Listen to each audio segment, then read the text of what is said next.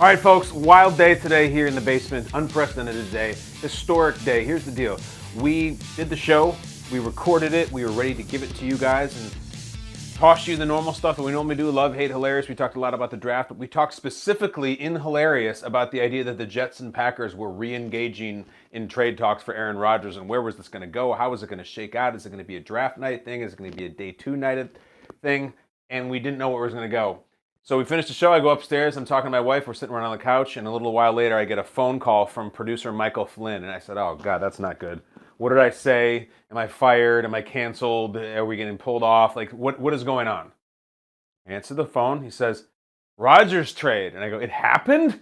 He says, yeah, Schefter's got it. So we scramble downstairs, we are now doing a bonus, and I'm gonna react to it raw. I just found out just like you did, and then we will do love and hate, and I'll throw a dart and all that stuff later. If you have not heard, I'm sure you have, here's the details. Aaron Rodgers is going to the Jets, per Schefter. Here's the deal. The New York Jets get Aaron Rodgers, and they slide back 2 spots in the draft from 13 to 15. Then they get pick number 170 with a 5th round pick. Rodgers, they get the 15th from the 13th instead, and they get a 5th round pick. The Packers move up 2 slots in the draft from 15 to 13. They get a 2nd round pick, they get a 6th round pick, and they get a 2nd round pick next year, which becomes a first if Rodgers plays 65% of his snaps, which they certainly hope that he do. So likely they get to move up 2 slots. They get next year's first, they get this year's second, and they get a 6th. But you know what they get? Do you know what the Jets get? Remember, get this, get that. The Jets get Aaron Rodgers on their team. Who really cares about 6th, 5th, 2nd conditional? They get Aaron Rodgers. He's going to be a Jet. He's going to line up for the Jets. He's going to be their starting quarterback. We're hearing that though Joe Namath offered him to wear number 12, a retired number for the Jets, Rodgers is planning to wear number 8, which he wore back in college at Cal. I think that's an incredibly cool decision. I can't wait to see it. And this is real. This is happening. This is NFL history right in front of us. A 4-time MVP under contract is being traded to the Jets. And I think this is a massive, massive victory for the New York Jets, for their fan base, for the team, for Joe Douglas, the GM, who did not give up the 1st round pick. All he did was slide back in the 1st round and slide back 2 slots. He did not go from 13 to 29. He went from 13 to 15 and got Aaron Rodgers in the process. I think Jets fans should celebrate. I think they should be excited. The New York Jets, in my opinion, have the best quarterback they've ever had. The New York Jets, in my opinion, have the best quarterback to ever play the game. The best ever.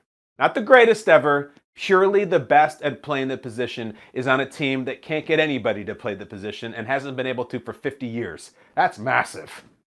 Super Bowls, who the hell knows? Playoffs, who the hell knows? They got Rodgers. The eagle has landed. They got him, and they didn't have to trade everything not nailed down to get him. He's coming to Jersey. I still can't believe it happened.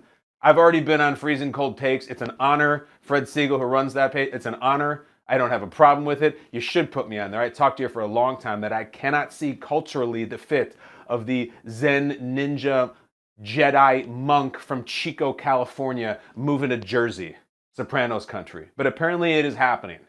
In fact, it definitely is happening. So I'm happy to be cold on my take. I don't care. I'm happy for Jets fans. If this doesn't work out, if it doesn't go great, if they don't win playoff games, if they don't go to a title game, if let's say Rodgers plays 2 years, which I expect him to do considering how much the Jets are giving up to get him. I think we're going to get 2 seasons of him. Maybe more, but I think at least 2. If let's say Rodgers plays 2 years for the Jets and they get to a wild card game and lose, and that's really the total of their postseason accomplishments, that's as good as it gets. They gave up a lot to get him. A lot. And that will be looked at as a big-time failure. Especially coming off last year when they used those draft picks to get the offensive and defensive rookie of the year. They got a hot hand right now at the draft. And they gave up a bunch of stuff, especially when next year's 2nd round pick turns into a 1st, as we anticipate that it will. But again, who cares what they gave up? You're the Jets. We are in a crazy fever dream right now where Aaron Rodgers plays for your team. It's insane. And I believe he's going to be very, very, very good. I do not think that Rodgers is going to play like Brett Favre on the Jets. I think Rodgers is going to play like Brett Favre on the Vikings. Do not underestimate, if nothing else, Aaron Rodgers' ego about himself and his performance and his abilities, is all the legacy talk, which I don't care if he admits it or not, I think he cares about. I do not think Rodgers could stand it. I don't think he could be comfortable in his own skin for the rest of his life if he went to the New York Jets and fell on his face or got old overnight or just started throwing interceptions left and right and the game had passed him by and too bad, old man, you shouldn't have done it. You don't have it anymore. I do not think that Aaron Rodgers will let that happen to himself. I think he is that talented. I think he is working out like a maniac right now. I do think he will be very, very good for the Jets. And this complicates things. Listen, I know there's a lot of Buffalo Bills fans who watch The Basement. You had a nice little year here, a nice little phase, more than a year, where the Dolphins had no quarterback, the Jets had no quarterback, the Patriots were trying to reload, they had no quarterback. You had a few years, you dominated, you won some t-shirts, and you didn't get to the big one. Now it's going to be harder. The Jets are going to be significantly better this year. You know it and I know it. You can convince yourself that Rodgers is an old man, the game's passed him by. Listen, I don't buy it. I really don't. I hate that storyline that last year he looked washed. Last year, I think it was time to be done. I think he was emotionally fried. I do not think he was completely locked in. I think he had chemistry problems. I think he had wide receiver problems. I think it just all went to hell in a handbasket really, really fast. I think this guy is a big fan of himself, is extremely confident, is not going to be able to live with himself if he cannot make this happen. Everything he can possibly do, I think he'll be refocused, reignited, all of that stuff. He's going to be dangerous. He really is. And we already know the rest of the Jets team is really good, and they have a 15th overall pick coming. They're going to be a problem. They really are. I believe in him. I don't know if there's a contingent out there that says this was stupid. Rodgers is an old man. He sucks now. Did you see him last year? I don't care. I've seen him for the last nearly 2 decades. I still think he has it. I think for Packers fans, I think this is a very surreal day of closure. Aaron Rodgers' last pass as a Green Bay Packer was an interception to Lions rookie Kirby Joseph in a win-and-in game that they lost on their home field. That's it. That was the last pass. Strange. Really strange. Walked off the field arm in arm with Randall Cobb, and that is it. He will never play for the Packers again. It'll be years and years before he comes back to Lambeau again. It's wild. It is really nuts. And I know Packers fans are all different kinds of ways, and I've already seen some sending me a message saying, good riddance, get him out of here. Talked about that a lot. You know how strange it's going to be to see Jordan Love for the Packers? Who the hell knows what that guy's got? But we're getting it. We are getting it. Tell you what else we're getting. Get ready for this. A lot of Jets in prime time. I don't see how there's any way they're not the team on Hard Knocks. HBO, that's fish in a barrel. You pick the Jets. They're eligible. We'll choose them. I think the Jets are going to be all over Sunday Night Football, Thursday Night Football, Monday Night Football. It's going to be a lot of Rodgers. It's going to be the classic Rodgers shot where it is a 50-time close-up of his face. Except the color helmet he's wearing is not going to be yellow. It is going to be green. It is happening. I respect the Jets for getting it done. I didn't think it was going to happen. And really, I expect the Packers for getting a good haul for it. If you showed up today and you saw the news and the Packers got some second-round pick and a wide receiver, they got a second-round pick in Romeo Doubs for Aaron Rodgers, that's laughable. That's embarrassing. They didn't. They got a good haul. The Jets got the best player I've ever seen play the position it's on. Let's go. When did the game start? When did the game start? We're 5 months away from games? We'll have to wait 2 years, and then they'll figure out a way to get the Packers or to host the Aaron Rodgers Jets. We'll get there. Not this year, but we'll get there. It's an amazing day, guys. This is a day that we will remember 30 years from now. It's not just your normal Monday leading before the draft. An all-time player, a 4-time MVP, has been traded. And we're not really even sure why. No one can put their finger on why this trade happened, why the Packers traded Aaron Rodgers, other than it was just time. Whatever the hell that means. I think the Packers got worse as a team today, but they're thinking we had to do it, and we got as much as we could for it, and you got to respect it. Cheers, Jets fans. You won the April Super Bowl. I'm very happy for you, and I think you're going to win some games this fall, too. That's it, guys. Aaron Rodgers is a Jet. Jordan Love is starting quarterback for the Green Bay Packers. One more time, quarterback of the New York Jets in 2023, Aaron Rodgers. It is real. It's not a Photoshop. It's not a what if. It's not a, imagine how crazy that'd be. It is actually happening. That guy's coming to Jersey. Get ready. Let's move on. I'll give you guys some more. I mean, this was a crazy, crazy day. Let's get into what I love and what I hate, and then we'll throw a dart.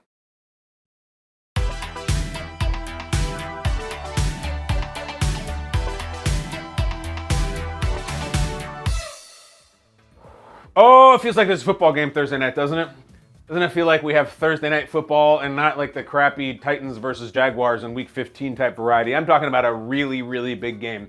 The draft in the NFL, just the draft in which no games are played, no balls are thrown, is better than the championship games in some sports. And I really mean that. It's really exciting. It's a big one. And I'll tell you why this draft is particularly exciting. It's a good one. It's a rich draft. Last year, I can say this now even as an NFL employee, we are just, 52 weeks away removed from last year's draft. Last year's draft was tough. It was not fun. It was not sexy. It was not glamorous. The only thing interesting about it was that it was in Las Vegas. We sat around and pretended for weeks and months that the Jaguars taking Trayvon Walker was really exciting. And God bless Trayvon Walker. He had a pretty good rookie year and hopefully has a long Hall of Fame career. But that's what we had. We sat here and tap danced over Kenny Pickett going late. We did deep dives on Liberty University because of Malik Willis, so we were just sure was going to be this next amazing quarterback drafted in the top 10. That was a rough draft, guys. I was there on the premises. It's fun. It's exciting. The players, the personnel, the talent was not deep. This year's draft is the one you wait for. This is the one you want. We got 5 quarterbacks in the first round. We got the big dogs. We got Alabama. We got Ohio State. We got everything you could possibly need. Even the players being drafted aren't even going to be the biggest stories of the draft. Think about that. We could have 4 straight quarterbacks off the board going 1, 2, 3, and 4. And the biggest story of the draft is very possibly the 4-time MVP going to the New York media market, Aaron Rodgers to the Jets. That could happen. A 1-time MVP, Lamar Jackson, could be traded in the middle of the draft. This is a good one, dudes. Really good. And when you're sitting around just debating about what order the 4 or 5 quarterbacks that go in the first round, we're a long way away from saying, I actually think the Jaguars should take, Hutchinson out of Michigan. And okay, great, good. That's a lot of fun. We can talk about that for 3 months. Let's get into this. I think the quarterbacks, 5 of them are going to go. And everyone's all over the place about which order they're going to go in. The only thing everybody's convinced about is Bryce Young is going to go 1. He's going to be number 1 overall pick. He's going to go to Carolina Panthers, and that's great. After that, every single person with a mock draft or radio show or podcast or a TV show is going to tell you what they're hearing and what their sources are telling them. I'm just going to tell you from my gut what I think is going to happen in terms of the way the quarterbacks are going to be drafted. Bryce Young, number 1 overall to Carolina Panthers. After that, I think it's going to be Anthony Richardson. I think it's going to be the ridiculous He-Man figure from Florida. It's not conventional. It's not chalk. It's not what you see in the mock drafts. But it's a combination of everybody just being so thirsty for him and for all his ceiling, and this bizarre, dubious fall of CJ Stroud, who not only do I not think will be the 2nd quarterback drafted, I don't think he's going to be the 3rd quarterback drafted. The hashtag late riser from Tennessee, I think Hendon Hooker is going to be drafted before CJ Stroud. We're going to talk about Stroud in a minute. I have big problems. This is not what I want to see. This is what I think is going to happen. I think Stroud will eventually be going to the 4th quarterback taken, maybe as far as the Texans with their 2nd first-round pick, or maybe someone will trade up and get him. And then I'm forgetting the big one, right? You think I am? I'm not. I think Will Levis is going to fall. I think he's going to really fall all the way to 5. I was listening to Strager in the morning because he's hashtag plugged in. He's an insider. The swing of the pendulum on Will Levis starts with him going as high as 4 to the Colts, maybe even higher if 2 or 3 want to trade out. And then there are other people that you've seen tweet and you've seen what they've read, that they're saying, I don't have a first-round grade on Will Levis. I would not draft him in the first round. Understand, I just said from 4. That means out of the first round. There's 31 picks in the first round. So that's a 27-pick swing. That's into the 2nd day. That means that Will Levis will show up in Kansas City with a suit and go home without a team. I think he will be taken in the first round, but I think he'll be drafted the 5th of 5 quarterbacks. And listen, this is the from the hip season. This is where all just guessing, going with our instincts, going with our spine. That's what I'm doing right now. Just watching how people talk about him, seeing what the prospects are. Why do I think Levis is falling? I don't know. I think people are a little afraid of different, even in a time when everyone's trying to get different. Ever since the Chiefs traded up for Mahomes, who was different and had a different college career, everybody's chasing different. I think Will Levis, and I look at him, and he's got a different personality. He doesn't have great performances and great statistical performances compared to his peers. I can't think of a star quarterback, let alone an excellent Hall of Fame quarterback who's ever physically looked like him. Has there ever been, ever, an all-pro quarterback who has Will Levis's physique? Never mind a Hall of Fame quarterback. Has there ever been a guy who is this muscle-bound giant dude with triceps bulging out? Look, I'm not going to hold it against him. He's strong and in shape, but it scares people. You look different. We have never seen someone do what we need them to do looking like you. And then we'll move on to the next guy, because you know what? When there's 4 other guys, they have a lot of other choices. So exciting.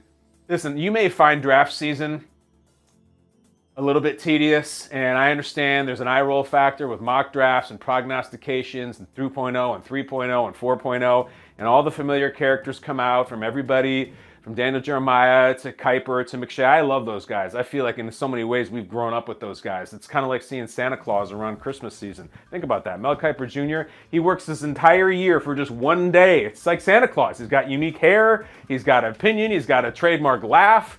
He's the Santa Claus of the NFL. It's Christmas season. It's awesome. It's actually Christmas week. I am not going to the draft this year. I have several years before. I'm absolutely fine with that. I'm going to stay here and work in New York. I'm going to be here in the basement with you guys. I'm going to be in Good Morning Football in Manhattan and just doing takes. And I think, listen, this has the potential to be an all-time draft, because imagine if this player falls and this player gets jumped and this team trades up. But again, that massive, massive two-pronged little holy crap moment between Lamar Jackson potentially moving, Aaron Rodgers potentially moving. Peter was talking this morning on the air that one of the highest rated moments in the draft in terms of TV spikes, when the ratings go up minute to minute, and they went dramatically up, was years ago. And it was Johnny Manziel was coming out, and he waited and waited and waited in the first round. The Cowboys were on the clock. And that moment when the Cowboys were on the clock, their ratings were at their apex for the draft. Are the Cowboys going to take Johnny Manziel? They didn't. They drafted a fantastic lineman and made a great choice. But we're going to have some of that here. If we see the logo switch, if we hear that the Packers and the Jets have made a trade, with all due respect to whoever's on the clock at, let's say, 13 or 14, if Aaron Rodgers becomes a Jet in the middle of the draft or even earlier in the draft, that's an all-timer. This could be the 2023, could be the historic draft. I cannot wait. It's draft week. Let's go! But with that thing, I'm mad about something about one of the guys who should be drafted very high, and I think, as I just mentioned, is going to be lower than I want him to go. Let's talk about what I hate.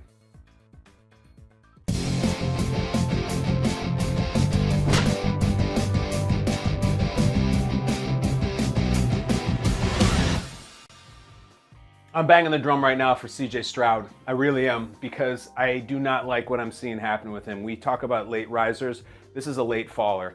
Is it just me, or a week ago were we having a real old-fashioned meat and potatoes, who's the number one pick type debate?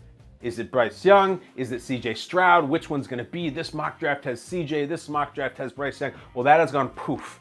It has gone away. And it is not because Bryce Young has done anything to separate him. It's because CJ Stroud has, for some reason, fallen. He has fallen. There has not been a game played. There has not been a ball thrown. He has not done anything to hurt his draft stock. He's not given a weird interview. There's been no skeleton from his closet dug up. It doesn't appear that he has any skeletons in his closet.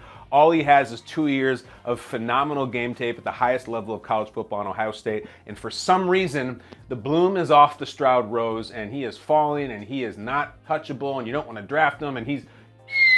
And I don't understand it at all. It really, really bothers me. Coleridge Bernard Stroud IV has become the guy that I want in this draft. And I see all these people say, all right, Young goes 1, and then there's Houston at 2. I don't know, they should trade out of there, or maybe they try the Richardson gamble, or maybe they fall in love with Levis. Take Stroud. Take him. And then with your next pick, 10 picks later, get a lineman or a wide receiver, including the one he played with in college, to help him. I feel like the guy's been victimized somehow, and I don't see why. There's really no box missing in anything he ever put on the field at Ohio State. Prolific statistics against great competition. Do you know that CJ Stroud, the people are telling the Houston Texans to pass on at 2, had 6 touchdowns against Michigan State in the first half? He is electric. He is composed. It's not like the teammates don't like him. It's not like the coaches don't speak up for him. I would take him at 2, and I would not even consider taking anybody else. I would go 2, Stroud, and you say something like this, and you start to see all the resistance come in. These waves and these different archetypes of CJ Stroud nitpickers come in, and you want to hear the things that they say? They say the tried and true, really uninspired, low-hanging fruit BS of, no, I wouldn't take Stroud. The quarterbacks from Ohio State never work out. Do you really feel that way? So they're just out. You'll never take one no matter how good they look. That brand is that damaged. Because I've been following this for a long time, and I remember when people used to say that about Texas Tech.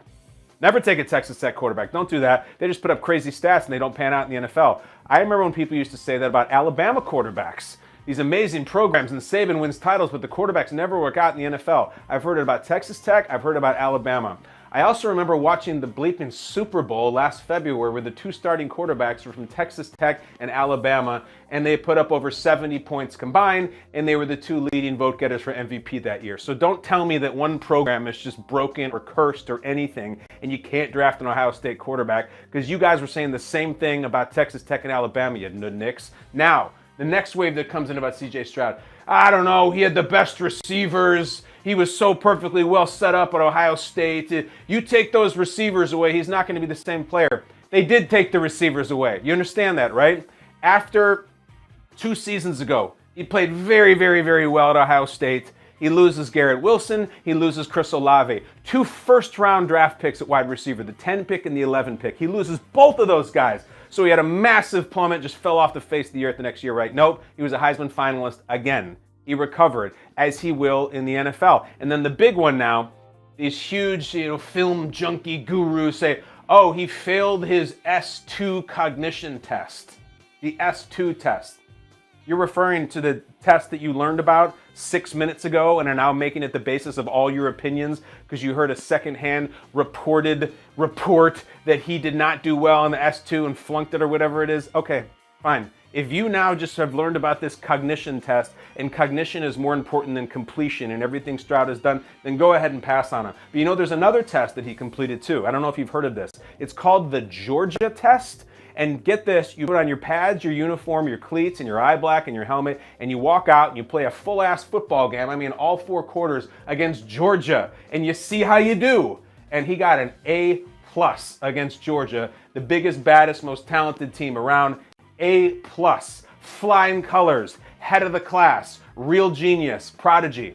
So if you'd rather put your faith in the actual football that he did on the field against that team, or this weird virtual reality Chuck E. Cheese machine that he sat down for and allegedly didn't do well on, then go ahead. Go ahead and pass on Stroud. Be very, very careful when you do, though. I'm telling you. I don't like it, and I feel like you know how it goes this time of year. A lot of this, he did this and didn't do this, are coming from teams that actually want him, or they're coming from teams that want him to fall to them. And yet you have this kid who's sitting here just telling how dumb he is and how bad he is and how nobody wants him anymore. Take Stroud at number 2. Do not Texan this up. Stroud's going to be sitting there. Take him. I'll give you a dart. I'll give you a little ditty at the end of the show on something. As always, there are 20 randomly selected topics by the producers. Whatever number I hit, I have to respond to that topic, which I do not know about and have not seen. And today will be topic number 14. 14. Topic number 14 is ideal burger toppings. All right, let's get into this. Ideal burger toppings. You know what I like from the get-go? This is already, I'm just going to start out just hot out of the gates. I like an English muffin burger. You ever have one of those? Obviously, a classic bun is great, and if you want to get into the fancy stuff like the pretzel bun, English muffin burger is fantastic. I do think you need cheese, but I like a pepper jack cheese. Cheddar, American is fine. I like pepper jack. The big polarizing burger topic is the bacon. Do you need a layer of pork on top of your beef? I'm certainly not saying no to it, but I wouldn't demand it. I go classic crisp lettuce and tomato. I go pepper jack cheese on top of the burger. I gotta tell you, I like the A1 sauce on the burger. If it's available, if you're getting a true steakhouse burger, I don't know if they have A1 where you're having it, but when I'll make a burger at home sometimes, I'll dip a little bit of A1 in it, or if I'm really looking to dunk on whoever I'm serving, I will mix the A1 sauce into the patty when I am forming it. That's it, just classic. You could go into all kinds of avocado stuff and guacamole, fried egg. No. Lettuce, tomato, pepper jack cheese, a little A1 sauce inside the patty, grilled to perfection. Pickle on the side, maybe. I like the pickles. Fries, all that stuff. It's go time, guys. It's Monday. Let's stuff our face with fries and burgers and start the week off right. Draft week, thank you, love you. I'm going to go for a ride now in lieu of the fries and burger. But we're going to be here all week as we always are. We'll do a Thursday show on the day of the draft. We'll do a Friday show the day after the draft. I got takes, I got thoughts. We have all kinds of things to get into. You guys are the best. Post, like, retweet, subscribe, review, all those things. It helps. Thank you, love you. Exit through the garage. Close the door on your way out. Thanks, guys.